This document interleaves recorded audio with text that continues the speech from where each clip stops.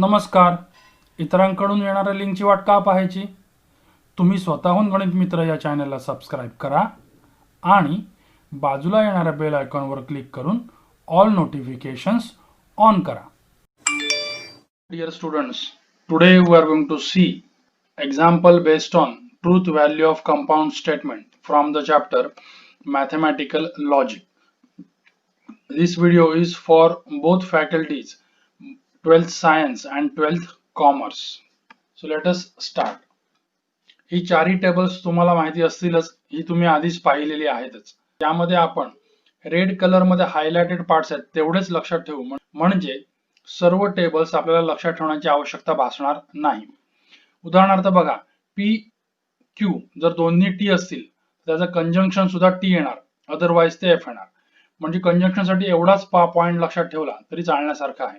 Similarly disjunction साठी बघा, F F असेल तर एफ, इम्प्लिकेशन साठी टी एफ असं जर कॉम्बिनेशन असेल तर आपण आन्सर एफ लिहिणार, अदरवाइज ते टी आहे. अँड डबल इम्प्लिकेशन साठी बोथ टी और both F, then the value is t and t, otherwise it is f. Okay, so we are going to just remember these highlighted parts. So 4 highlighted formulae, and this is the negation table. Negation table is very simple. You have to just write the opposite truth value for the given statement. So I am going to summarize all these formulae in these 4 statements. See, okay. T and t is equal to t, otherwise it is false. And साठी लक्षात घ्या, जर T T असेल तरच T लिहायचं, otherwise false लिहायचं. Or साठी बघा, if F and F is there then or is false, otherwise it is T. T implies f is equal to f, means implication साठी टी एफ असं जर combination दिसलं तरच आपण एफ लिहिणार, otherwise it is T. And double implication साठी if both are same T T F F then answer is T, otherwise it is F. And this is for negation, which is very obvious. Let's begin with some basic examples. हे चारही फॉर्म्युले मी वरती आपल्याला दिसावेत म्हणून समोर ठेवलेले आहेत. आता आपण काही एक्झाम्पल्स बघूया. पहिले बघा, question, right the truth value of following. First one, 4 is odd और 1 is prime. Okay, so this is a disjunction. Initially let us identify two simple statements in this compound statement. See, let P is 4 is odd and Q be 1 is prime. Now obviously we know that 4 is odd is false and 1 is prime is also false. 4 काय odd number नाही, त्यामुळे P हे statement काय होणार, या ठिकाणी false होणार. म्हणून मी लिहिताना असं लिहितो P is equivalent to false. 1 हा प्राइम नंबर नाही, त्यामुळे आपण Q इक्वल टू फॉल्स येणार, म्हणजे हे दोन्ही स्टेटमेंट फॉल्स आहेत. यांच्या ट्रूथ व्हॅल्यू मी लिहिल्या. त्यानंतर given statement in symbolic form. हे स्टेटमेंट कसं होणार बघा, सिम्बॉलिक फॉर्म मध्ये ऑर असल्यामुळे ते P और Q या फॉर्म मध्ये येईल.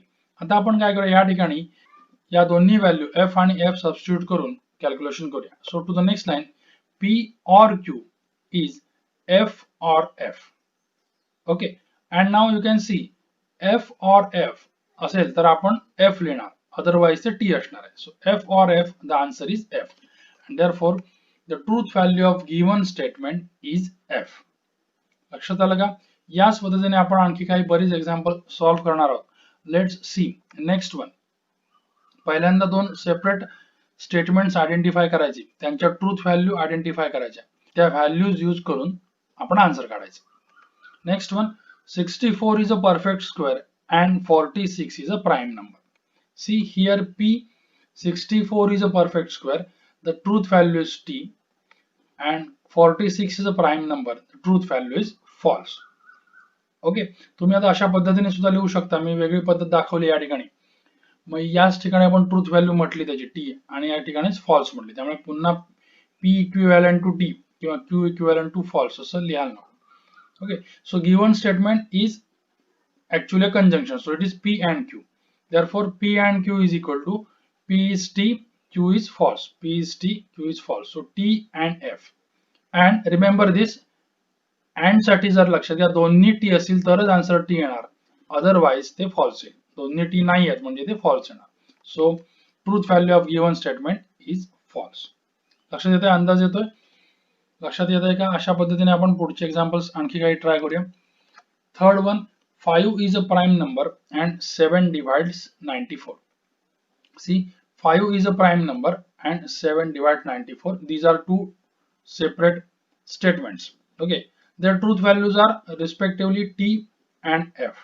Okay, what is their symbolic form? It is p and q, and therefore p and q is t and f. But and साठी बघा tt असेल तरच t, otherwise आपण f लिहिणार. So truth value is f. Next, it is not true that 5 minus 3i is a real number. आता याच्यामध्ये एकच statement आहे, त्याला आपण p म्हणायचं. c, p 5 minus 3i is a real number. Okay, here p is false. 5 minus 3i हा actually complex number आहे, त्यामुळे याची ट्रूथ व्हॅल्यू फॉल्स येणार. त्यामुळे काय बघा, गिव्हन स्टेटमेंट कसं होईल बघा, 5 minus 3i हा p झाला. It is not true that म्हणजे ते निगेशन झालं. So given statement is negation p. So negation p is negation of f which is t. Next one, if 3 into 5 is equal to 8 and 3 plus 5 is equal to 15. So these are two statements p and q. Obviously both are false. You can observe. Given statement is in the form of if then. Therefore it is an implication. So it is p implies q. So therefore p implies q, where p is false and q is false. So f implies f. Okay, now remember, implication साठी जर t f असेल तरच answer f लिहिणार, otherwise आपण ते answer t लिहिणार. लक्षात आलं, इथे टी एफ जर कॉम्बिनेशन असतं तर आपण एफ लिहिलं असतं, पण इथे कॉम्बिनेशन दुसरं आहे म्हणून आपण आन्सर टी लिहिणार. So your answer is T. Next one, milk is white if and only if sky is blue. Now if and only if means this is double implication. So these are two statements. Obviously milk is white, true statement. Sky is blue, also true statement. Therefore the symbolic form is p double implies q, and p double implies q is equal to true double implies true. Now you can observe t double implies t means answer is t. So final answer is t. Next one, 24 is a composite number or 17 is a prime number. So these are two separate statements. Obviously 24 is a composite number, it is true, and 17 is a prime number, it is also true. So p and q both are true. What is the symbolic form? It is p or q. Okay, so let's substitute these values. P or q is t or t, t or t, and you can see or साठी f f असेल तरच आपण answer f लिहिणार, otherwise t लिहायचं. इथे f f नाहीये म्हणजे त्या कॉम्बिनेशनला आन्सर t येईल. So our truth value is t. Next one, root 5 is an irrational but 3 root 5 is a complex number. These are two separate statements. Obviously root 5 is an irrational number is true, and 3 root 5 is actually a real number, but all real numbers are complex number, therefore it is also true. So p is true, q is true, and therefore given statement is of the form but means and, p and q. So our answer is p and q is t and t, and again look at here, t and t means t, so your answer is t. Final answer is t. Next one, a square of any even number is odd or the cube of any odd number is odd. Let's see, these are two statements. The square of any even number is odd. This is false. See, 2 square, it is even number, so this is actually false. Cube of any odd number is odd. This is true statement. Remember, multiplication of any two odd numbers is always a odd number, so you will get cube of any odd number is again odd number. So that is why p is false and q is true. P is false and q is true. Given statement is joined by or, so its symbolic form is p or q. Therefore p or q is f or t, f or t. But for or, f or f is always f. otherwise it is T. So your final answer is T. And this is the last one. In triangle ABC, if all sides are equal, then all angles are equal. Okay, हा जरा वेगळ्या पद्धतीचा example आहे, लक्षात घ्या. या ठिकाणी आपण P आणि Q जर कन्सिडर करायला गेलो तर आपला P काय होऊ शकतो बघा, for triangle ABC all sides are equal, हा आपला P होईल. आणि दुसऱ्यासाठी for triangle ABC all angles are equal. पण P जर आपण सेपरेटली कन्सिडर केला, all sides of triangle ABC are equal, तर ट्रायंगल एबीसी हा नेमका कोण इथे डिफाइन केलेला नाही, त्यामुळे तो इक्वल आहेत की नाही हे आपण ट्रू किंवा फॉल्स एक्झॅक्टली सांगू शकत नाही. तसंच all angles of triangle ABC are equal, यासाठी सुद्धा तेच होईल की तो ऑल इक्वल आहेत की नाहीत हे ट्रू की फॉल्स आपण प्रेडिक्ट करू शकत नाही. त्यामुळे ऍक्च्युली याला आपण जर P इम्प्लाइज Q मध्ये स्प्लिट केलं तर थोडंसं कन्फ्युजिंग होईल. पण आपण थोडंसं मॅथमॅटिकल प्रिव्हियस नॉलेज वापरलं ते लक्षात येईल आपल्याला. जर सर्व साइड इक्वल असतील तर सर्व अँगल्स हे ऑब्व्हियसली इक्वल असतात. This is actually a property of triangle. Okay, or you can say it is one of the standard property of triangle which is already proved. So you can say that as mathematical identities are true statements, we can say truth value of given statement is true. म्हणूनच आपण या ठिकाणी directly ती property standard property असल्यामुळे, आता इथे आपण mathematical identity म्हटलंय, पण या ठिकाणी मॅथमॅटिकल थिअरम्स जे ऑलरेडी प्रूव्ड असतात ते सुद्धा ट्रूच असणार आहेत, लक्षात घ्या. त्यामुळे त्याचा आपण डायरेक्टली यूज करतोय. फॉर एक्झाम्पल आणखी एखादं तुम्हाला सांगता येईल, if a function is differentiable then it is continuous, असं जर वाक्य म्हटलं तर काय होईल, दोन सेपरेट कन्सिडर केले तर आपल्याला या ठिकाणी आन्सर ट्रू किंवा फॉल्स हे सांगता येणार नाही. पण हा स्टँडर्ड थेरम ऑलरेडी प्रूव्ह केलेला आहे हे आपल्याला माहिती आहे, त्यामुळे याची व्हॅल्यू ही नेहमी ट्रूच असणार आहे, because it is a proved theorem. Okay, so हेच आपण इथे वापरलेलं आहे. Okay, let's move to the next question. If the statements P and Q are true, see P आणि Q यांच्या व्हॅल्यू ट्रू आहेत, and R and S are false statements, then determine the truth value of the following. Okay, so let's have the first one. पहिल्यांदा मी given लिहितोय बघा, P and Q both are true, R and S both are false. Okay, so let's see what is the first one. First example, P or Q and R. इथे काय करायचं, दिलेल्या values आहेत त्या ठेवून घ्यायच्या. P is T, Q and R is T and F. Okay, मुद्दाम मी इथे कलर्स वापरले जेणेकरून आपण त्या कलर साठी ती व्हॅल्यू ठेवलेली आहे हे लक्षात यावं म्हणून. ओके, बघा आता पहिल्यांदा काय करायचं, ब्रॅकेट सिम्प्लिफाय करून घ्यायचं, म्हणजे हा part T and F. And साठी रूल आहे T and T असेल तरच T येणार, पण इथे T and F आहे याचा अर्थ ते फॉल्स असणार. सो सी T ऑर या दोघांना या रेड कलर साठी इथे फॉल्स आला. ओके, आता ऑर साठी रूल काय बघा, ऑर साठी दोन्ही F असतील तरच F लिहायचं. ओके, इथे दोन्ही F आहेत का, नाही, म्हणजे आपण याचा आन्सर काय लिहिणार, T लिहिणार. आलं का लक्षात. ओके, अशा पद्धतीने आपल्याला कॅल्क्युलेट करायचे. नेक्स्ट वन, सी हे गिवन समोर आहेच आपल्या.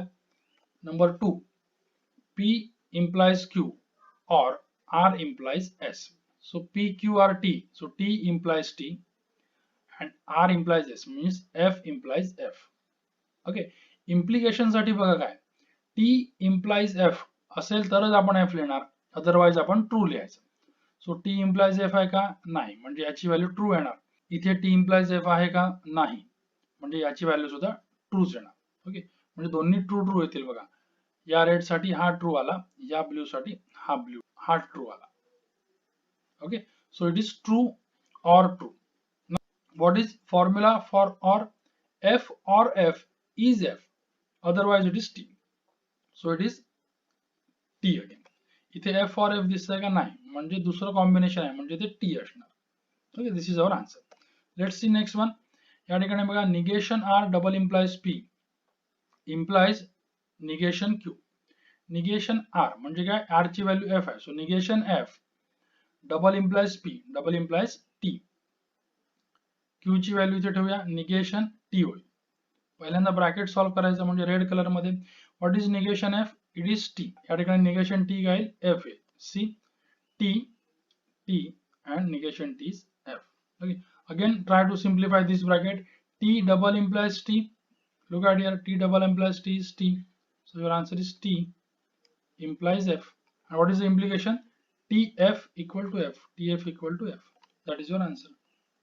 Let's move to the next. C.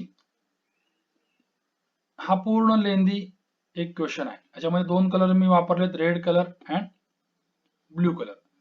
P म्हणजे T, Q म्हणजे T, R आणि S दोन्ही F आहेत. यांच्या रिस्पेक्टिव्ह व्हॅल्यूज आपण ठेवूया म्हणजे आपल्याला मिळेल पुढची स्टेप. सी कलर वाईज आपण बघत जाऊया म्हणजे आपल्याला कन्फ्युजन होणार नाही. Okay, so see negation P is negation T, Q is T, negation R is F and so on.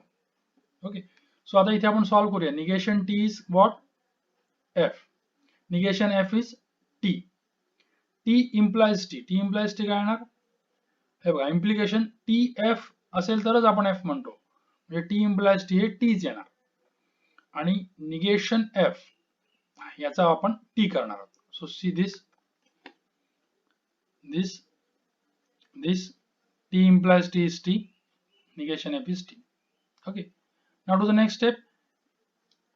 C F and T, and साठी T and T असेल तरच T, F and T असेल तर आपण F लिहिणार. This T as it is. T as it is. Now T or F. or साठी rule काय बघा, F or F असेल तरच आन्सर F येईल, अदरवाइज T येईल. म्हणजे T or F चा आन्सर T येणार. पुढे जाऊया. हे बघा, F and T, and साठी रूल बघा काय, T and T असेल तरच T, याच्यासाठी येणार F. T implies T, implication साठी T F असेल तरच F, otherwise T implies T is T. Okay, so F or T and finally F or T काय येईल बघा. or साठी रूल काय, जर दोन्ही F असतील तरच F लिहायचे, अदरवाइज T लिहायचा. दोन्ही F आहेत का? नाही, म्हणजे याचा आन्सर T येणार. ओके, एक शेवटचं एक्झाम्पल बघूया. सी हा पूर्ण एक्झाम्पल आहे. याच्यामध्ये 3 ब्रॅकेट्स आहेत, मी 3 वेगवेगळ्या कलरने दाखवलेले आहेत. त्यांच्या रिस्पेक्टिव्ह व्हॅल्यूज आपण ठेवल्या. P म्हणजे T, R म्हणजे F, S म्हणजे F and so on. Okay, आता पुढच्या स्टेपला बघा. निगेशन T म्हणजे F करायचा, निगेशन T म्हणजे F करायचा, आणि T अँड F. अँड साठी रूल काय, तर T अँड T असेल तरच T, अदरवाइज F येणार, म्हणजे या ब्ल्यू कलर साठी F येईल. सी हे आहे तसंच F or F, हा F असाच ठेवला, negation T is F, T and F is F. Okay, next स्टेपला जाऊया. F अँड F म्हणजे काय, अँड साठी T T असेल तरच T, F अँड F असेल तर F येणार. F इम्प्लाइज F, इम्प्लिकेशन साठी T F असेल तरच F, otherwise it is true, and this F as it is. आता पुन्हा एकदा पहिल्यांदा ब्रॅकेट सॉल्व्ह करणार आपण. F or T, or साठी रूल काय, जर बोथ F तरच F, मग F or T असेल तर याचा आन्सर T येणार. Negation of T double implies F. Okay, आता पुन्हा या ब्रॅकेट वरती आधी निगेशन अप्लाय करायचं. So what is negation T? That is F. So it is F F, and finally F double implies F, F double implies F is T. So your answer is T. ही दिलेली example पुन्हा एकदा तुम्ही notebook मध्ये practice करून बघा. लक्षात घ्या, हे चारही फॉर्म्युले कसे वापरायचे हे समजून घ्या. हे फॉर्म्युले वापरायचे लक्षात आले की ट्रूथ टेबल आपल्याला पूर्णपणे लक्षात ठेवण्याची गरज नाही. लक्षात घ्या, अशा पद्धतीने आपण एक्झाम्पल सॉल्व्ह करू शकतो.